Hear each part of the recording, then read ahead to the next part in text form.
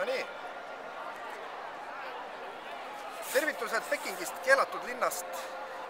Koht selline, kus kuskil suurusjärgus 600 aasta jooksul on valitsenud 22 keisrit, kahe viimase dünastia, mis Hiinas olid, Mingi dünastia ja Qingi dünastia, 22 keisrit on just siit valitsenud. Ja mis teeb selle kompleksi siin huvitavaks, kõigepealt tohutu maastab, ühtepidi mõõdud üle kilomeetri, teistpidi 750 meetrit, võite ise arvutada, palju pinda on. Ja mis on hästi tähtis meie jaoks ka, et ta on väga suurepärane feng shui näide.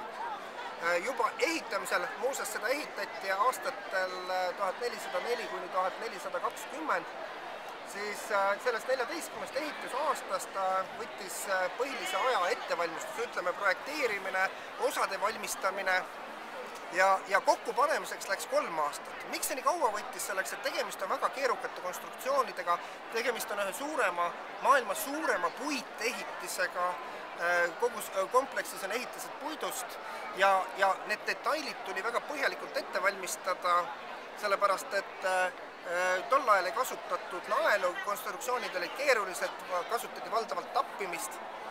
Ja mis veel tähtis, kõikjal on arvestatud proportsioone, sümmeetriat, yin-yang, 5 elementi ja tähtis on mainida ka seda, et nii nagu hiinlased ise nimetavad, et nemad on keskmaa, maailma naba, siis keelatud linn asub just nimelt Pekingi pooleks jagava põhja-lõunasuunalise telje peal ja ta on täpselt Pekingi keskpunkt, et kui Hiina ise keskmaa, siis võib öelda, et see on siis see maailma keskpunkt. Ja jagab see liin täpselt keelatud linna pooleks ja tähtis on teada ka seda, et siin juba põhjaplaanis on arvestatud kuldlõiget, on arvestatud 5 elementi ja teadmine ka see, et hoonete tähtsus territooriumil kasvab nii-öelda sügavusse minnes. Tegelikult võib jagada territooriumi 2.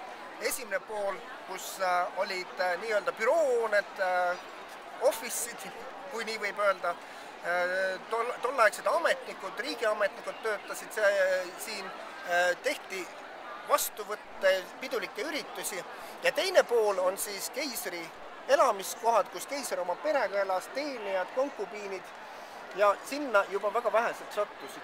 Ja sisuliselt jagab see ka just nimelt niimoodi, et esimene pool on yangim, kui sellistes feng shui terminites ka rääkida, ja teine pool yinnim, see just see eluosa, hästi kaitstud eluosa.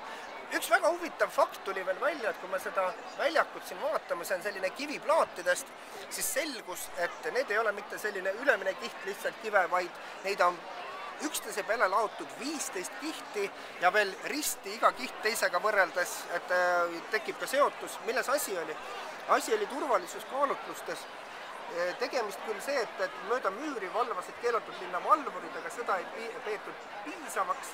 Kardeti, et keegi võib ka maaelt ligi kaevata ennast ja seetõttu laoti siis üksteise peale 15 kihti kiviplaat, et võite siis arvata, palju seda materjali siin kasutuses on. Mis veel? Väga huvitav on siin vaadata sellist keiserlikku sümboolikat, juhin tähelepanu paarile asjale, üks on katusevärvid. Siinse hoonete katused on kollased, kuldsed ja see on ainult keisrile lubatud. See on ainult keisrile lubatud, selleks, et lihtne inimeste majad on pigem sellised sinakad, pruunikad, rohekad, aga keisril siis ainukesena kuldne kollane värv. Ja teine detail, kui te nüüd näete, et katuse serva peal on sellised nagu loomafiguurid, need on nii-öelda draakoni pojad ja nende arv on tähtis. Nende arv on tähtis, mida rohkem on neid draakoni poegi, neid peaks olema üldjuhul paaritu arv, 3, 5, 7, 9, siis 9 on lubatud ainult keisrile ja see näitab ka maja tähtsust. Kui siin osadel hoonetel on 7, see näitab, et see on küll siin keiserlikul territooriumil, aga tema funktsionaalne tähtsus on väiksem. On ka 5, aga keisrihoonet kindlasti 9, aga ma tean, et osad keisrid pidasid ennast ikkagi teistest üleolevamateks ja neil on ka 11 ja 13 draakoni poeg. Ja pluss veel, et mis siin hämmastab on tohutu hulk maalinguid, kõik postid, katuseservad on käsitsi maalitud ja hästi tihti esinev draakoni sümboolika, tegemist ju draakonimaaga, draakon ka keiserlik sümbol, keiser ise pidas ennast draakoniks, nii et tõeliselt kuninglik koht. Nii palju praegu, kohtume jälle!